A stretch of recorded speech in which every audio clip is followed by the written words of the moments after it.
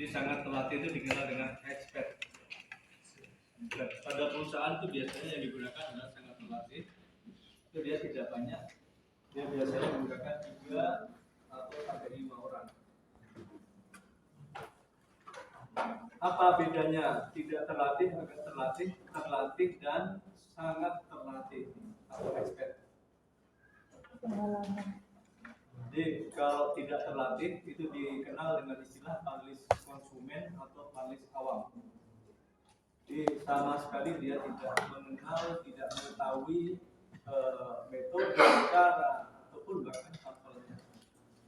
Ini bisa digunakan kalau perusahaan itu mau launching produk, ya. Jadi mau launching produk yang kira-kira sudah melewati beberapa pengujian dan Anda meyakini bahwa itu sudah siap dilempar ke pasaran, maka Anda tinggal buat bisnis, buat sampelnya, kemudian disodorkan ke panelis konsumen. Caranya, ya Anda bisa tinggal di pasar, di supermarket, gitu ya, atau di mall, disodorkan.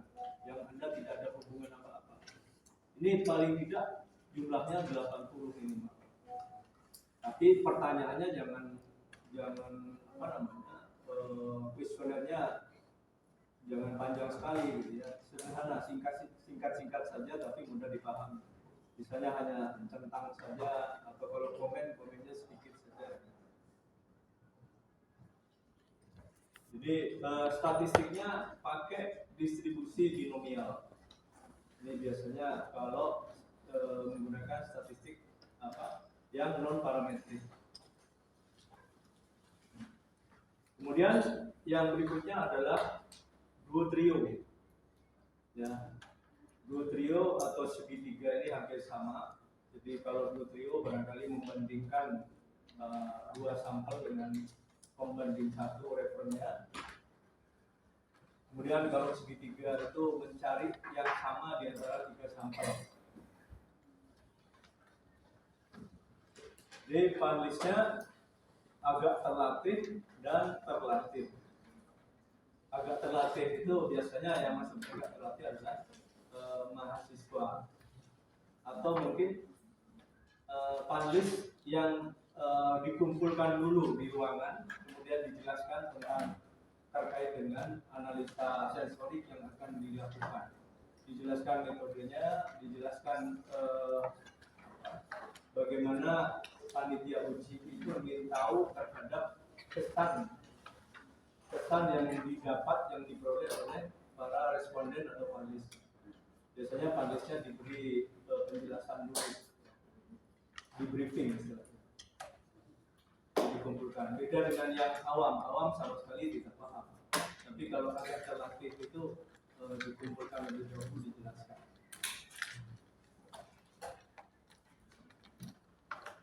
Ya, sedikit banyak dia memahami tentang bagaimana cara pengujian. Kemudian kalau panelisnya yang terlatih, jadi panelis terlatih itu panelis yang lolos seleksi. Jadi ada seleksi untuk memperoleh panelis terlatih ini. Kalau di perusahaan makanan biasanya sudah ada memang panelis terlatih ini.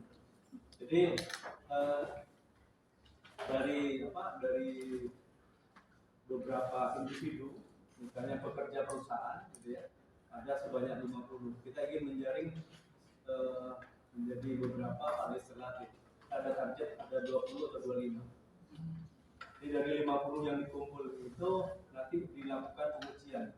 Apakah dengan duo trio atau triangle atau segitiga, atau mungkin juga dengan ranking.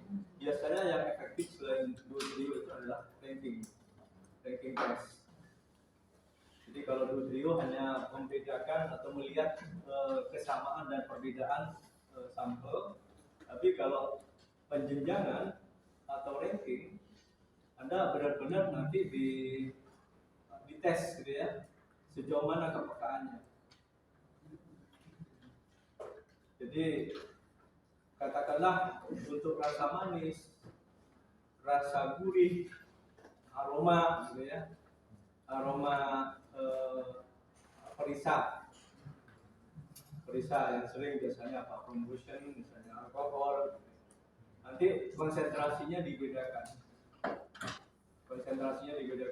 pada rasa manis juga dibedakan, tergantung kebutuhan. Kalau misalnya sangat yang diinginkan sangat peka, biasanya perbedaan antar konsentrasi itu kecil.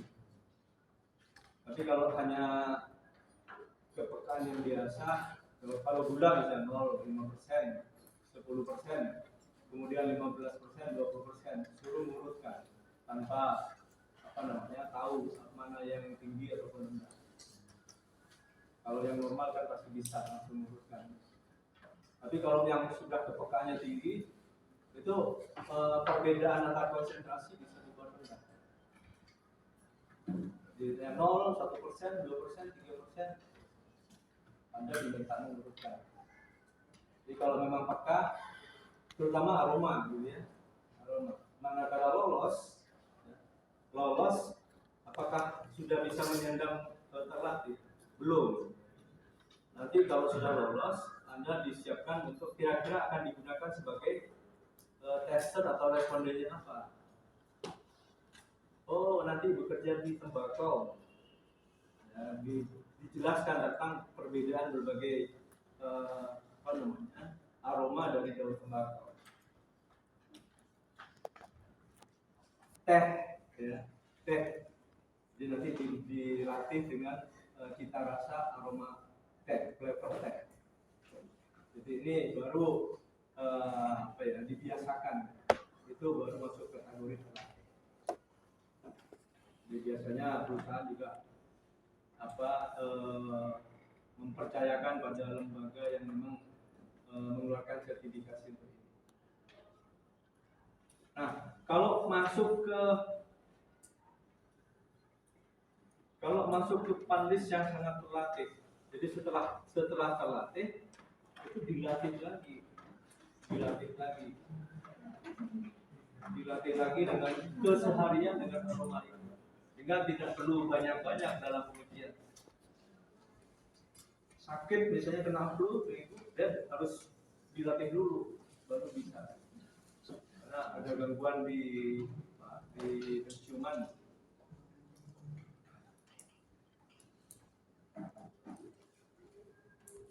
Pak, apakah bisa presisi pengujian sensorik ini? Padahal kan hanya begitu aja. Kira-kira gimana jawabannya?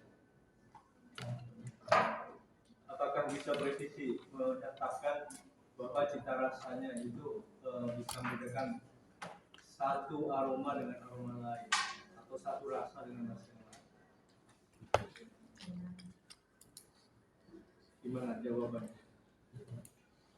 Jadi terutama memang untuk pendidikan politeknik,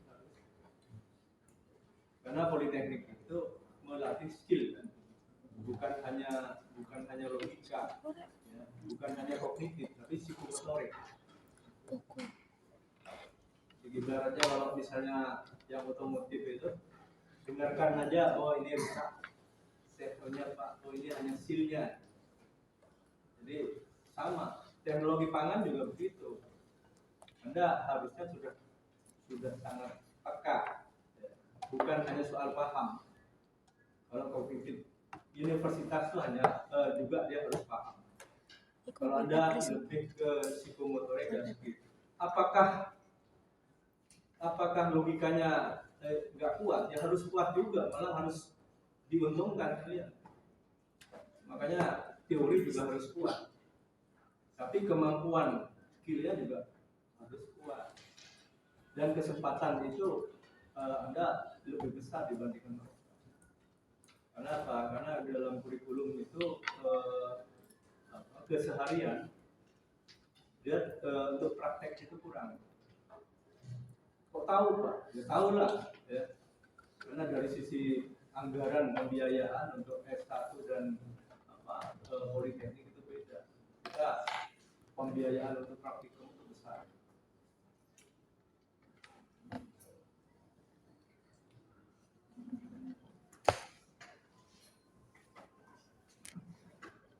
kalau sangat terlatih ya, itu keseharian dibiasakan, sudah dibiasakan. Di pertanyaan saya tadi, apakah ini benar-benar bisa dilakukan? Bisa, sangat bisa. Jadi saya ketemu mandor pabrik, menetapkan kekeringan kadar air kopi, gitu ya, kadar air kopi yang dijemur, yang biasanya pakai alat namanya Cera tester. Jadi untuk mengukur kadar air pada kopi itu dianggap selesai kalau 14%. Jadi dia nggak bawa alat Cera tester itu, tapi digigit. Wah, ini sekitar 22 Pak. Ini sudah ini cukup Pak, 14%. Begitu dicocokkan dengan Cera tester, ternyata udah. Itu yang dimaksud skill. Jadi sama, Anda kondisi sekarang berapa kelembaban? Oh ini 65 Pak. Oh ini 75. Suhu udara, terutama suhu udara, Anda akan terlibat dalam pengeringan. Jadi itu maksudnya psikomotorik, kebiasaan kita. Ini sudah menjadi keahlian. Segala indera itu sudah digunakan untuk tahu tentang faktor-faktor yang berpengaruh. Kalau dokter dulu itu sebenarnya pendidikan yang vokasi yang lain itu adalah kedokteran. Kedokteran itu saya lihat kurikulumnya seperti politeknik. Jadi dia untuk mendapatkan satu mata kuliah dia harus mengasah skillnya. Kalau dokter dulu itu karena mungkin keterbatasan teknologi, jadi seperti lab gitu ya. Dulu tanpa analisa lab dia tahu penyakit. Oh ini batu kering, ini batu basah. Jadi kalau sekarang kan enak. Jadi ini ke lab periksa cek. Jadi lab pasti tahu.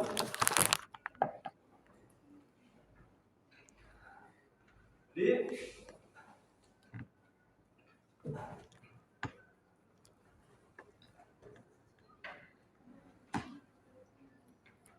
ini masing-masing yang agak terlatih ya, agak terlatih 15 sampai 25, terlatih lebih sedikit 5 sampai 15.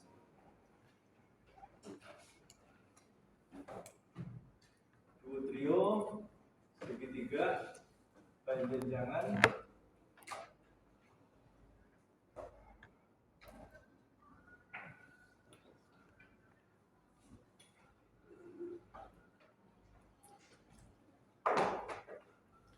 Kalau analisa deskriptif yang pakai spider web, ya, diagram jaring laba-laba, ternyata itu untuk lebih khusus untuk panelis yang sangat terlatih.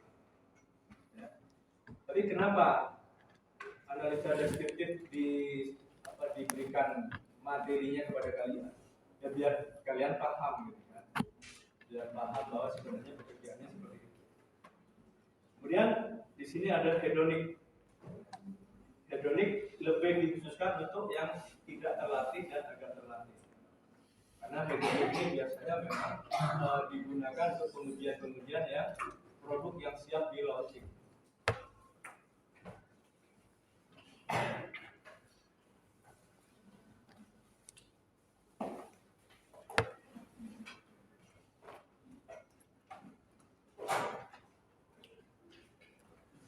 Kemudian pilihan metode uji sensorik merupakan hasil kompromi antara efisiensi metode, biaya penyelenggaraan, jenis komoditi, tingkat akurasi, tersedianya matriks, kesederhanaan analisa data, dan tujuan fungsi. Jadi tidak ada yang mutlak, ya. Tidak ada yang mutlak. Dan Anda misalnya diberi bekerja sebagai quality control, gitu ya, atau bagian produksi, juga lihat-lihat, ya. Ya kalau misalnya perusahaannya besar, gitu ya, kemudian ada khusus untuk R&D-nya, ada khusus untuk litbangnya, ada pakai metode yang mahal yang mungkin atau biayanya besar bisa. Tapi kalau misalnya perusahaan mengalokasikan dana yang mungkin terbatas, Anda pilih yang sekiranya atau mungkin jumlah panelis yang ada terbatas dan sebagainya, Anda tinggal menyesuaikan. Tapi metode-metode yang dipilih tetap yang pertama atau akurasi tetap harus diutamakan. Jadi walaupun panelisnya yang ada hanya beberapa gitu ya, kita tetap belajar bagaimana metode yang akan menghasilkan data akurasi yang berkualitas. Ada banyak masalah atau pertanyaan khusus yang memerlukan pengujian sensorik. Masalah tersebut menyangkut persoalan bahan baku, proses produksi, dan produk akhir. Dan walaupun dibagi dalam 3 golongan permasalahan, tetapi objek penilaian sensorik selalu pada produk atau hasil akhir. Jadi ini maksudnya ya, permasalahan itu bisa karena disebabkan bahan baku, ya, bahan baku yang ada.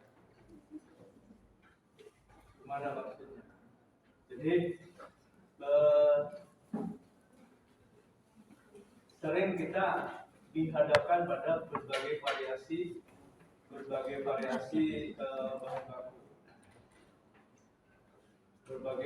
bahan baku, dengan harga yang berbeda. Kemudian satu sisi harga bahan baku ini katakanlah yang cacat ya, yang cacat dengan yang utuh. Grade 1, grade 2, grade 3 dengan harga yang berbeda. Ambil contoh sederhana pada beras gitu ya. Pada beras itu kualitas 1, kualitas 2, kualitas 3 itu dibedakan dengan proporsi beras utuh, beras kepala, dan butir menit. Biasanya yang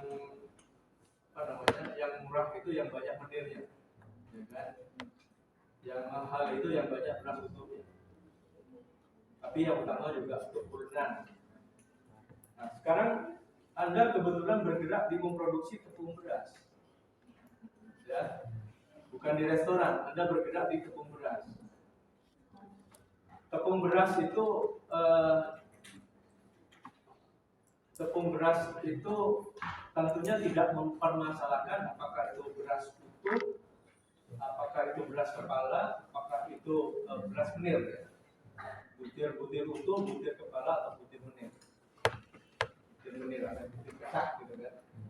Dia tidak mempermasalahkan. Jadi pada tepung beras itu yang diproduksi adalah butiran beras yang sudah mesnya itu sudah sangat halus. Ya. Padahal selisih antara grade 1, grade 2, grade 3 itu besar. Jangan tinggal mana? Kira-kira kalau saya nanti buat tepung beras dari yang banyak butir menirnya, yang harga murah, apakah kualitasnya sama dengan kalau saya memproduksi tepung beras ya, dengan beras yang kualitasnya grade A, yang banyak butir utuhnya dan harganya yang lebih mahal? Kalau ternyata kualitasnya sama, kenapa nggak mengambil yang banyak butir menirnya? Iya kan? Iya. Ini terjadi di mana-mana. Ambil contoh Anda memproduksi surimi, ya, atau daging filet beku. Kalau di pabrik pengolahan ikan pecah perut, gitu ya, istilahnya ikan pecah perut, yang kepalanya terpotong atau mungkin perutnya sobek, itu sudah masuk yang low grade. Second grade itu harganya murah. Tapi manakala kalian membuat surimi atau membuat filet gitu ya, yang diambil kan dagingnya, tidak berupa ikan utuh. Kalau ikan utuh memang mahal. Ikan utuh itu bisa sampai di atas 20.000 per kilo. Tapi manakala pecah perut itu bisa di bawah 5.000. Nah, yang Anda harapkan nanti produknya adalah filet, mana dagingnya aja ini, dagingnya aja, atau surimi malah daging itu nanti dihancur. Jadi tentunya ini harus ada pengujian gitu ya. Ini yang dimaksud, yang diuji adalah bahan bakunya. Kemudian proses produksi, ya, proses produksi tentunya tahapan-tahapan dalam proses itu. Jadi mulai dari penerimaan, sortasi, ya, kemudian barangkali ada pemasakan awal, penanganan pendahuluan, kemudian barangkali ada pengisian bumbu. Kemudian bisa juga yang diamati adalah produk akhirnya. Masalah bahan baku yang sering dihadapi oleh industri meliputi penggunaan bahan baru, penggantian sebagian bahan lama dengan bahan baru, mengurangi sebagian bahan lama yang mahal. Jadi sering karena kondisi di kita itu selalu ini apa namanya, selalu fluktuatif ya, gampang berubah, bergantung musim. Kalau misalnya harga kondisi sekarang barangkali masih stabil, tapi giliran nanti mau menghadapi Lebaran, ya, apakah Idul Fitri atau Idul Adha, harga langsung naik. Ya. Kemudian juga keterbatasan bahan baku. Pada saat mungkin panen raya banyak cabai gitu ya, murah. Tapi giliran cabai rendah, cabai nggak logis gitu ya. Yang tadinya hanya 15.000 per kilo, itu tahu-tahu bisa sampai 100.000 per kilo. Itu bisa terjadi. Jadi gimana Pak ngakalinya? Ngakalinya apakah apa namanya? Dengan menyimpan cabai pada saat melimpah dalam bentuk bubuk, dalam bentuk apa namanya, pasta dan sebagainya.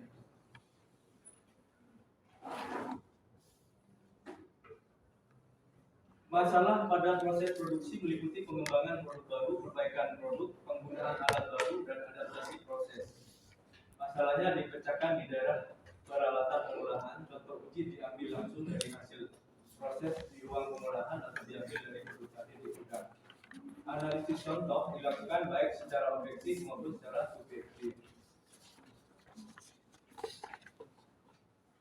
Masalah pada produk akhir meliputi banyak aspek, antara lain mutu produk, daya simpan, penjelasan mutu, pemasaran. Perhatian utama ialah agar produk akhir dapat diterima oleh konsumen dan dapat dipasarkan. Penerimaan terhadap produk akhir merupakan petunjuk yang memberikan harapan bahwa produk itu dapat dipasarkan. Bagi industri, tujuan terakhir adalah hasil yang dapat dipasarkan dan menguntungkan. Jadi untuk sampel yang digunakan, ya, sekali lagi untuk sampel yang digunakan kita melihat tergantung urgensinya, ya, tergantung urgensinya. Kalau kalian ingin katakanlah ingin tahu, melihat pengaruh ragi atau pengaruh proses fermentasi pada roti, ya, pengaruh proses fermentasi atau efektivitas ragi tertentu pada roti. Anda hanya ingin tahu kira-kira kinerja raginya kayak apa. Maka kalau tujuannya seperti itu, mungkin alangkah baiknya sampel yang digunakan adalah terigu, ada ragi, ada air, gitu ya, ada gula, cukup. Ya. Tapi kalau kalian ingin menguji sejauh mana kualitas dari roti ini, dengan perlakuan-perlakuan tertentu misalnya formula, maka yang digunakan sampel adalah roti sebagaimana yang siap untuk disajikan dengan, ya kan? Kalau misalnya pakai mentega, ya, pakai gula, mungkin rotinya roti pisang, ada pisang yang dilumuri coklat,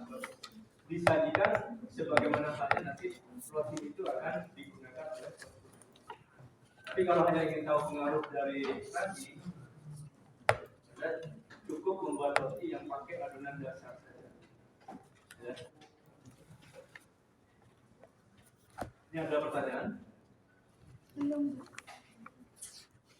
Jadi saya katakan tadi bahwa uji sensorik ini bisa sangat diandalkan, bisa biasa saja, bisa sangat diandalkan, tergantung bagaimana kita mempersepsikan dan bagaimana kita menyiapkan itu. Makanya saya selalu contohkan kan, Anda kalau misalnya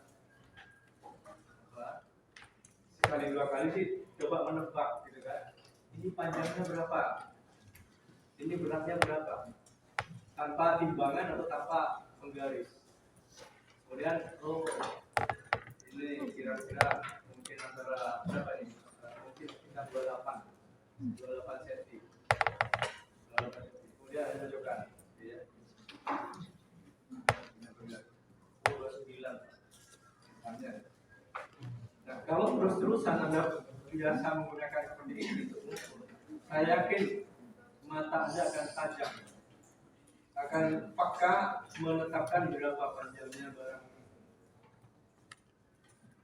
Makanya ada istilah palis terlatih dan palis yang tidak terlatih atau palis ahli. Karena kebiasaan ya dengan benda yang dialami. Jadi namanya tes itu ya, menguji tes. Ya, itu sangat tahu persis. Ini Pak, tehnya dipanen pada saat musim hujan.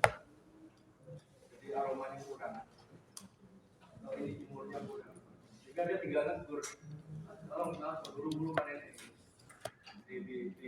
Setelah panen langsung dilayukan, waktunya jangan kurang. Dia tahu persis.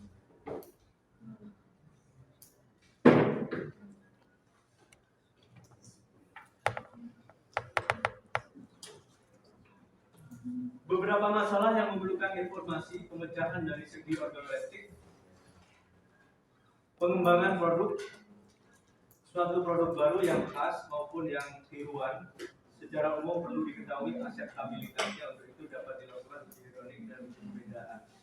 Perbaikan, produk perbaikan dapat diukur secara objektif maupun subjektif atau secara organoleptik. Dalam uji perlu diketahui apakah produk baru berbeda dan lebih baik dari produk lama. Penyesuaian proses, termasuk dalam penyesuaian proses dalam menggunakan alat baru. Jadi saya pernah supervisi, ada mahasiswa di situ di Kacang Open Bali ini. Kacang Open Bali kebetulan dia berangkat dari kecil, dan berangkat dari kecil ovennya kecil juga, oven kan. Tapi karena permintaannya besar, kemudian ovennya diganti oven yang besar. Ternyata menggunakan oven besar itu tidak serta-merta prosedurnya sama dengan oven kecil. Dia harus ada adaptasi, harus ada pengujian lagi. Jadi yang tadinya mungkin dengan suhu 180 gitu ya, cukup 20 menit. Oven besar nggak bisa 180 tapi nggak bisa merata. Sehingga ada adaptasi, ada pengujian lagi.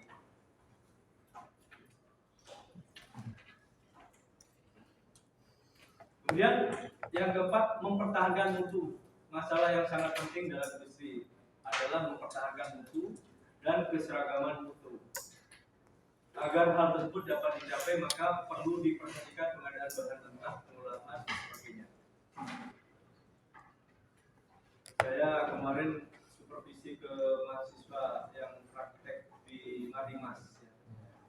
Jadi dia kebetulan masuk di pengemasan dan dia mengamati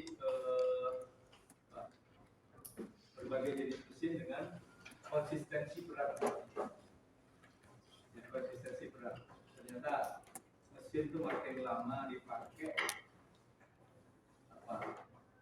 perlu kalibrasi untuk konsistensi berat. Kalau misalnya kelebihan, barangkali kalau kelebihan kan yang rugi perusahaannya. Tapi kalau misalnya kurang, nanti pada saatnya akan dikomplain oleh konsumen. Itu mahasiswa suruh mengamati itu. Ternyata memang ada penyimpangan ada penyimpangan tidak persis seperti yang dilabel. Daya simpan. Selama penyimpanan atau pemasaran produk akan mengalami penurunan mutu, maka perlu dilakukan pengujian. Hasil uji ini sekaligus dapat menetapkan umur simpan. Uji yang dapat dilakukan adalah uji pembedaan, uji skala, uji hidrolik, dan uji deskripsi. Kemudian ada pengkelasan mutu. Dalam pengkelasan mutu perlu dilakukan sortasi yang teliti menurut kriteria baku dan spesifikasi baku yang ditetapkan. Uji yang dipakai adalah uji skala. Pemilihan produk atau bahan terbaik untuk keperluan dalam proses perusahaan belum memilih salah satu atau lebih bahan sejenis. Uji pemasaran, kemudian kesukaan konsumen dan seleksi panelis. Di seleksi panelis seperti yang saya sampaikan tadi, bisa pakai triangle, trio, atau mungkin ranking. Nah ini sudah saya buat tabelnya. Ya. Untuk pengembangan produk baru, Anda bisa pakai metode 1, metode 5, dan metode 7. Perbaikan produk, Anda bisa pakai metode 1, 4, 5, 6, 7, 8. Karena saya katakan tadi bahwa penggunaan metode ini tergantung kasusnya, bisa lebih dari 1, gitu ya. Bisa 2, bisa 3, dan bisa mungkin banyak. Kemudian pengkelasan mutu pakai 6. Kira-kira 6 itu apa? 6 itu skala. Kemudian deskriptif itu 8. Kita lihat 8. Nah, yang pakai 8, perbaikan produk, mempertahankan mutu, daya simpan, kemudian seleksi panelis. Paham ya?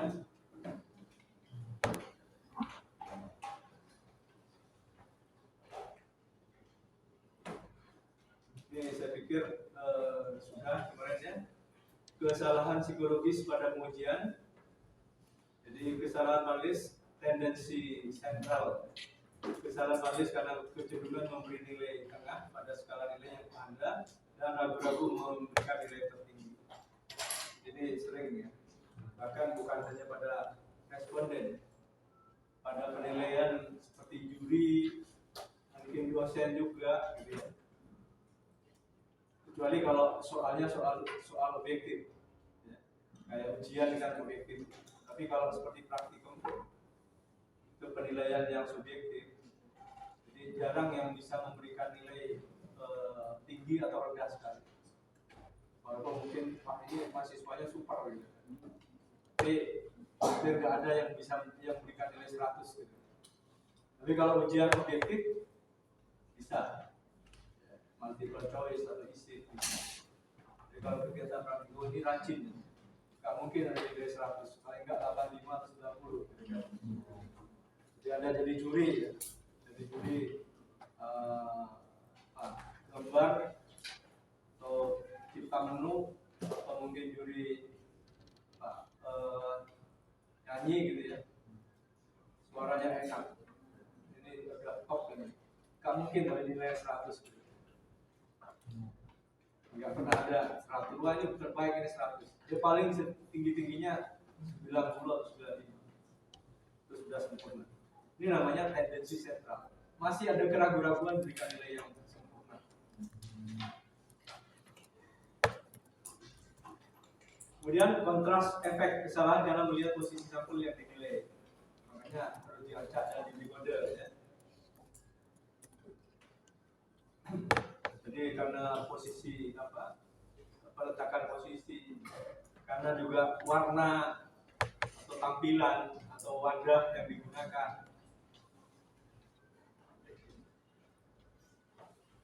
Kalau Anda membedakan rasa, usahakan penampilan yang lain harus sama, gitu ya. Jangan membedakan rasa, tapi yang satu warnanya lebih tua, agak muda, itu pasti berpengaruh.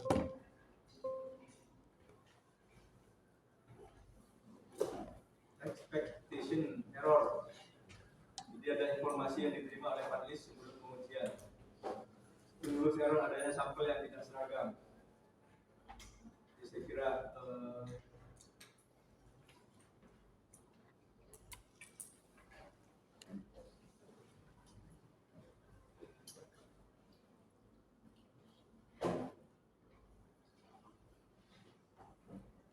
ini ya, ada istilah untuk pengambilan contoh, mewakili bahan, mewakili proses. Jadi kalau mewakili bahan, seperti yang saya sampaikan tadi, cukup dibuat adonan dasar saja. Tapi kalau mewakili proses, berarti Anda harus lengkap.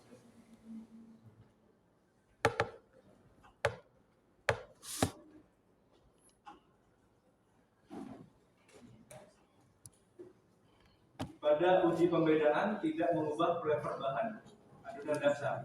Pada uji kesukaan disiapkan sebagaimana penggunaannya. Paham ya maksudnya?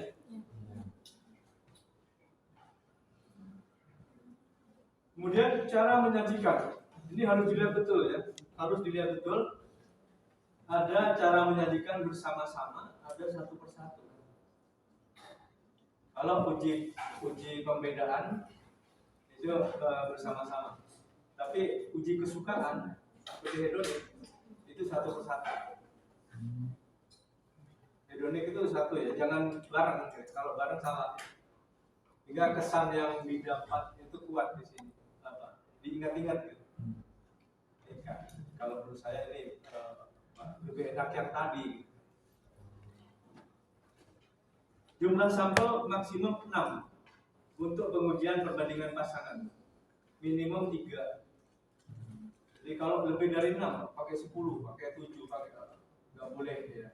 Karena indera kita ada keterbatasan dalam penilaian. Ada istilah fakih jenuh. Jadi jangan sampai lebih dari 6.